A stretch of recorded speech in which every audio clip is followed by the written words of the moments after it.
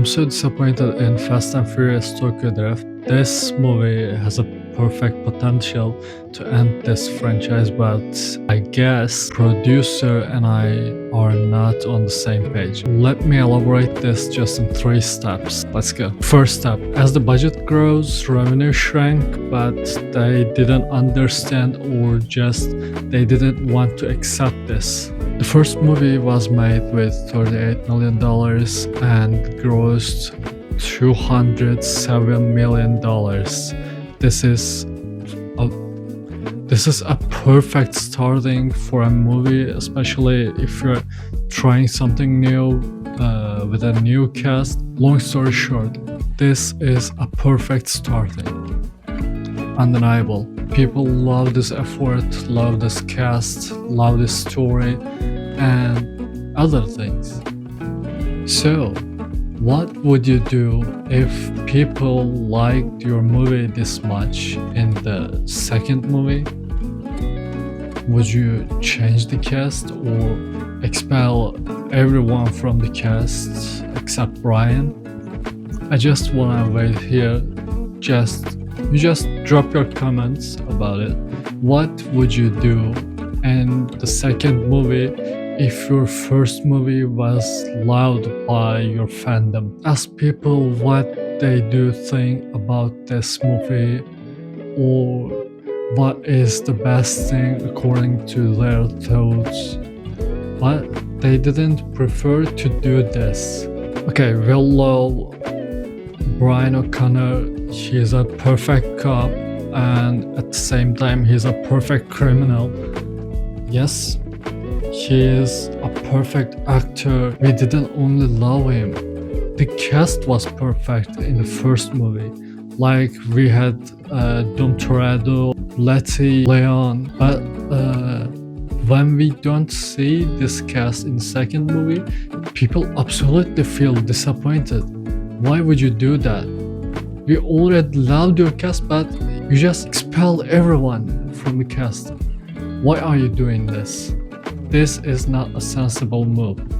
But I must warn you, this is not the worst part of it, because we're still not talking about the third movie. We'll get to it. You know what is the worst thing about this movie? People's expectation. Because people wanted to see Dom Toretto, Letty, Leon, or others like Jesse. People have watched this movie, and this movie grossed $236 million. This movie was made with $76 million. This means you could record Fast and Furious 1 2 times. The first movie's margin was like $169 million, and in the second movie the margin is $160 million. Where this $9 million gone? It's not finished yet.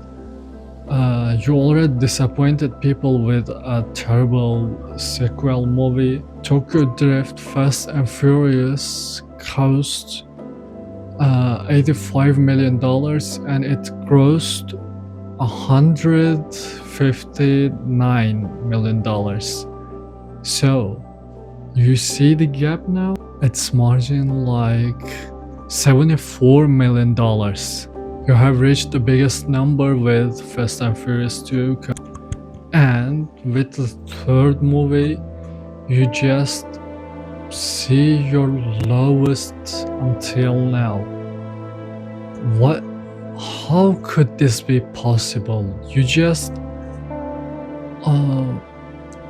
went from 236 to $159 million. Is it possible? I don't know. Maybe because of that terrible cast. And the major problem is here, according to me, cast falling apart from movie to movie. I was being focused on because of Dom, cause I like the way he's doing something. He's being crazy. I love his craziness, his even boldness. Where's my bald? Well, I want that bald guy in the movie. I want that bald guy in the movie. Without him, this movie is not finished. Without him, I can't say this movie has finished because it's a half movie. It's it's not absolutely a movie. It's just a half movie. You know those kind of movies get 4.0 from IMDb. Uh, this this franchise without Dome is absolutely the same, in my opinion. Yeah, maybe because of the script quality, they cannot get 4.0 or something lower. But without Dome, according to my opinion, it's it deserves just 4.0, maybe a bit lower. Okay, I understand this, that producer wanted us to see Brian as the only protagonist, but why we have to see only one guy as a protagonist? What happens if it's two or three or four? Is it bad? Am I thinking wrong? Am I wrong? Just tell me. At least, I'm not gonna lie. In the second movie, we had Brian. The third movie is absolutely a crap. I cannot say this without using a slur, because how could you use? How could you do that? That's a betrayal to us. That's a betrayal to your fans, to your fandom. We just only had them at the end of the movie for just 10 seconds. In the third movie, we just watch a rebel teenager who starts fights, races, and has a sky-high ego. And you know that scene.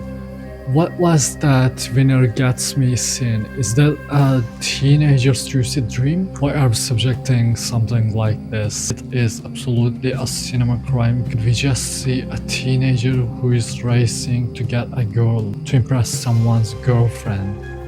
And don't forget Han, there is slightly spoiler.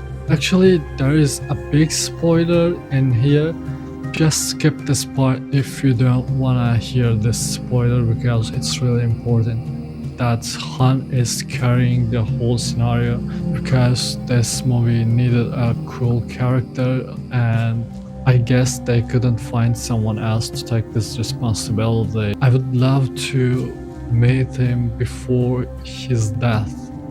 Yes, in this movie we started recognizing him and we see him die at the end of the movie.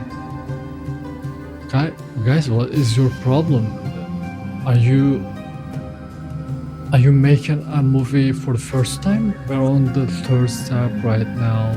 This is scenario couldn't be worse than this. As I said before, we're watching a teenager's lucid dream who's racing for girls, or maybe a bit reputation, I don't know. They do respect each other. He's just a stupid teenager. And now let's back at Han. We come across to him for the first time, and who is this guy? Why is he this cool? How did he become rich? Why he's just pimping around in Japan? There was Giselle. What happened to Giselle? Boy, you can't be this cool with that. You just lost the woman, the one who would love to come to Japan with you. But after her that, you just started like being a pimp with tons of girls. But not cool, man. That's not cool. I'm not saying you must be sad and alone, but at least you should have tried something like that. Cause You lost your dream woman. I assume it's not something easy.